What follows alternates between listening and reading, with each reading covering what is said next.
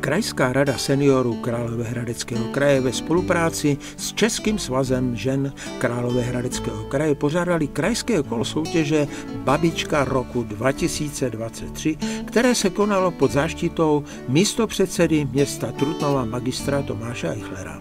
Slavnostní finále krajského kola se konalo 11.10.2023 ve velkém sále městského úřadu v Trutnově. Slovo babička může u někoho vyvolat představu vetché stařenky s šátkem na hlavě, jako v dobách Boženy Němcové.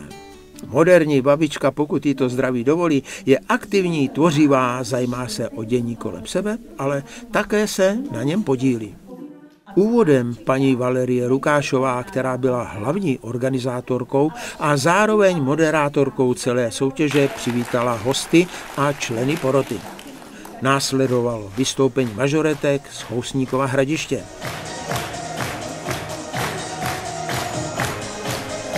Finálové soutěže se zúčastnilo celkem 6 odhodlaných statečných žen.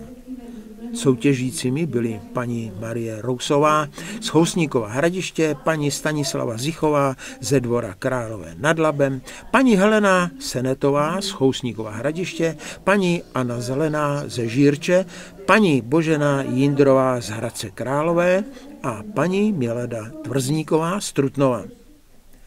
Každá z nich se představila svým životním příběhem a také svou volnou disciplínou.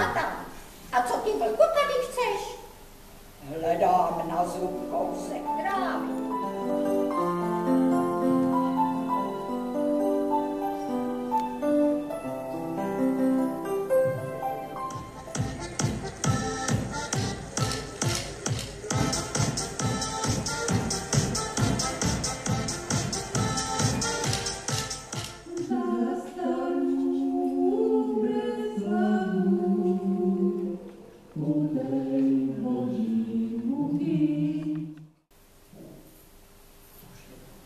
Sednu si k vodního toku, jednu ruku dám do boku, druhou budu kývati, dodáli si. Třetí závěrečnou disciplínou, jak jináč mohla být jedině, módní přehlídka.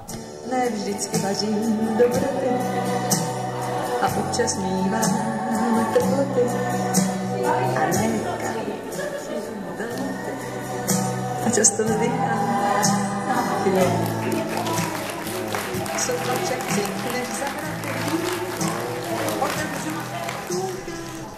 Soubor seniorek z pečovatelské služby ve Dvoře Králové nad Labem vystoupil s ukázkou bubnování k hudebnímu doprovodu. Navíc v tomto souboru bubnovala i jedna ze soutěžících babiček, která tím představila svoji soutěžní disciplínu.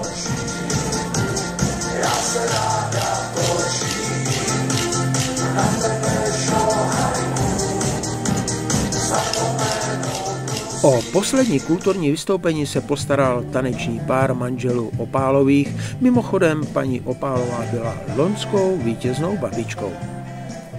Na závěr porota vyhodnotila 3 nejlepší a jak to dopadlo? Zlatou babičkou se stala paní Božena Jindrová z Hradce Králové, stříbrnou babičkou se stala paní Anna Zelená z Žírče a bronzovou babičkou se stala paní Milada Tvrzníková z Trutnova. Základní myšlenkou projektu je přispět k podpoře aktivního stárnutí a rozvoj mezigeneračního soužití. Cílem je také ukázat lidskou hodnotu a vnitřní krásu člověka v seniorském věku. I letošní rok krajské babičky toho byl důkazem.